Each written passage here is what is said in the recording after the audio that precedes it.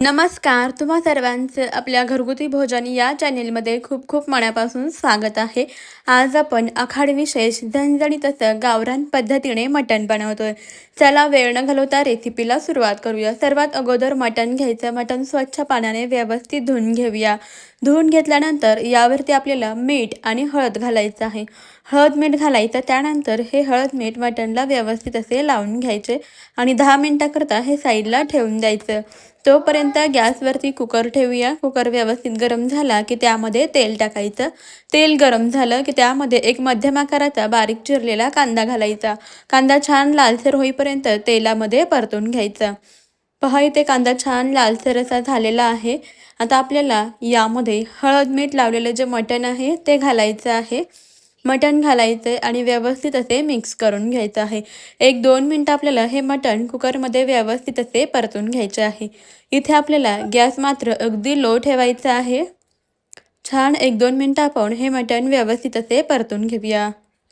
व्यवस्थित असे मिक्स करून घ्यायचं आहे.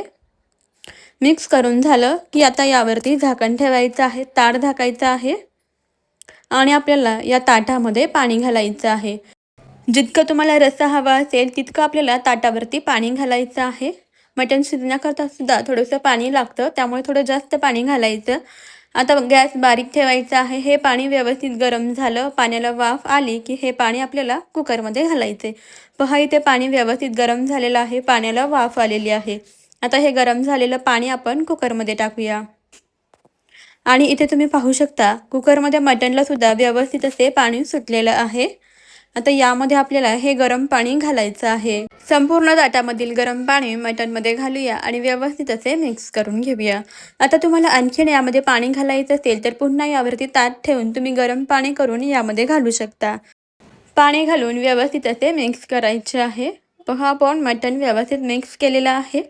आता आपल्याला याला झाकण लावायचं आहे आणि कुकरच्या 5 ते 6 शिट्ट्या करून घ्यायच्या, म्हणजे मटण अगदी व्यवस्थित आणि परफेक्ट असं शिजतं. आता इथे कुकरच्या आपल्याला 5 शिट्ट्या करून घ्यायच्यात. मटण शिजते तोपर्यंत वाटण बनवून घेऊया. तर मिक्सरच्या भांड्यामध्ये आपल्याला सुकं किसलेलं खोबरं, आलं, लसूण घालायचं, एक भाजलेला कांदा घालायचा, कोथिंबीर घालायची, झाकण लावून याचं वाटण तयार करून घ्यायचं. गरज पडली तर यामध्ये थोडंसं पाणी वापरायचं आणि वाटण तयार करायचं.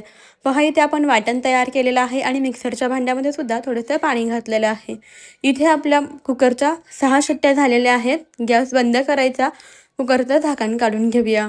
पाहू शकता इथे मटण व्यवस्थित असे शिजलेले आहे. आता आपण याला फोडणी देऊया.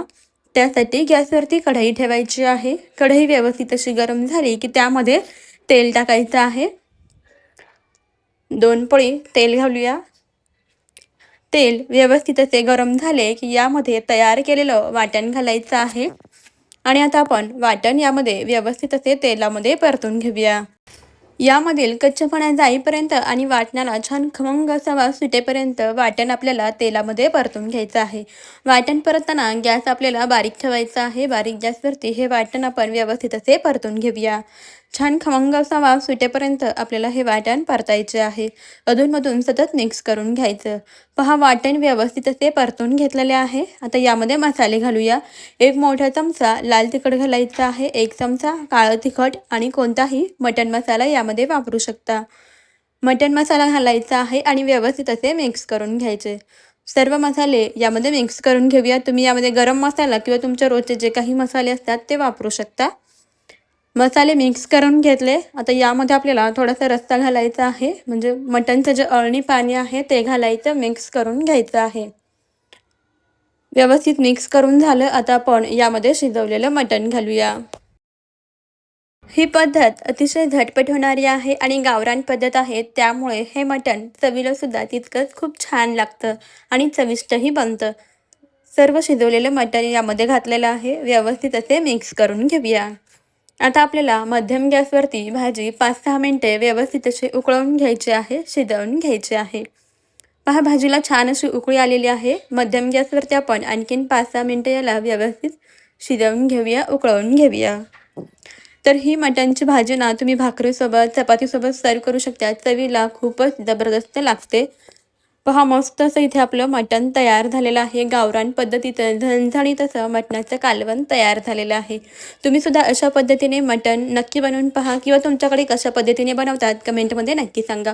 रेसिपी आवडली असल्यास लाईक करा आणि घरगुती भोजनला सबस्क्राईब करा. चला मग बाय बाय.